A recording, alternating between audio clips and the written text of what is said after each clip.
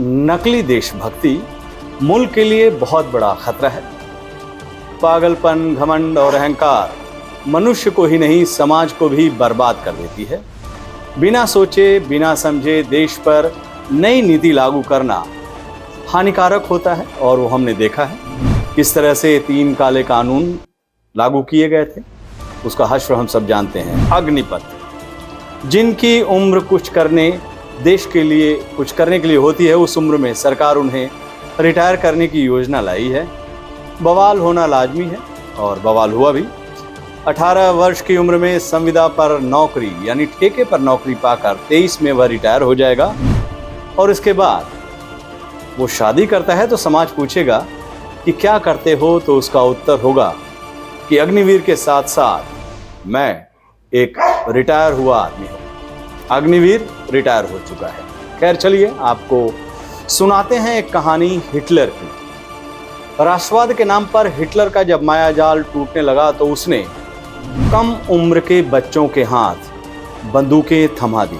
यानी जर्मन सेना ने छोटे छोटे बच्चों के लिए भी भर्तियां खोल दी।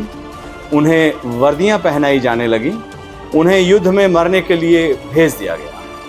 अब ये तस्वीर देखिएगा और गौर से इस तस्वीर को देखिए। 16 साल के हैंस जॉर्ज हैंक की है, जिसे हथियार देकर लड़ने को कहा गया। जंग में जब वो पकड़े गए तो वो रोने लगा।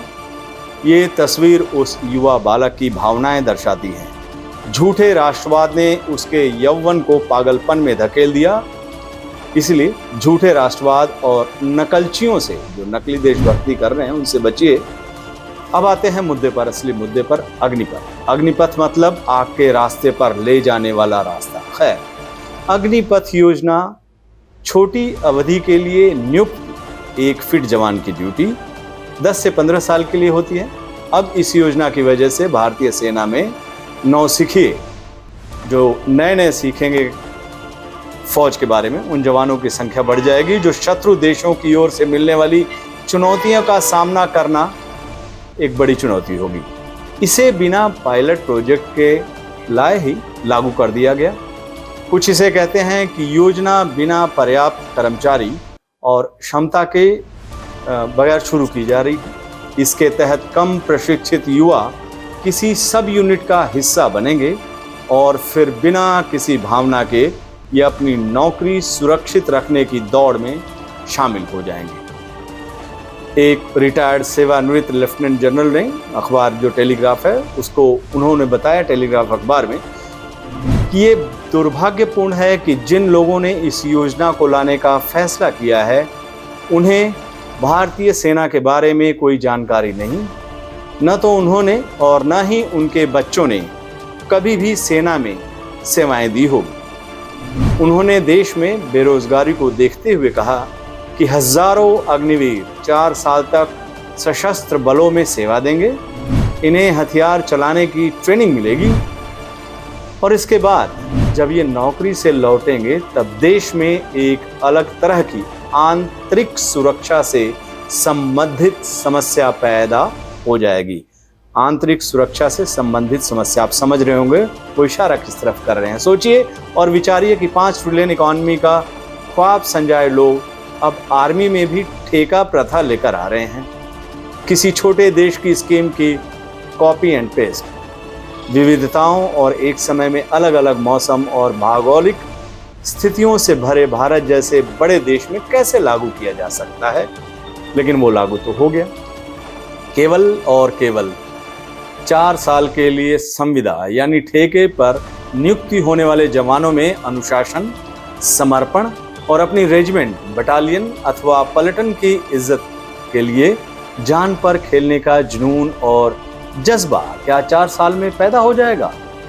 मान लीजिए 3 साल की सेवा के बाद चौथे वर्ष में किसी विषम परिस्थिति में जवान की नियुक्ति हो गई तो क्या वह वहां टिक पाएगा, जब उसे पता है कि 1 वर्ष बाद उसे तो आखिरकार घर बैठना ही है, विशेषतः जब उसकी उम्र महज 21 साल होगी। खैर 1 साल के लिए 23 साल अभी सरकार ने किया है।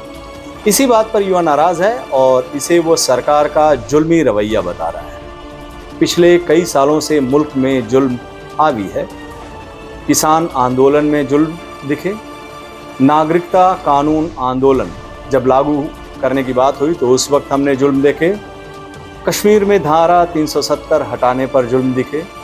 राजनीतिक पार्टियों के नेताओं यानी विपक्षी दल के नेताओं पर जुल्म दिखे।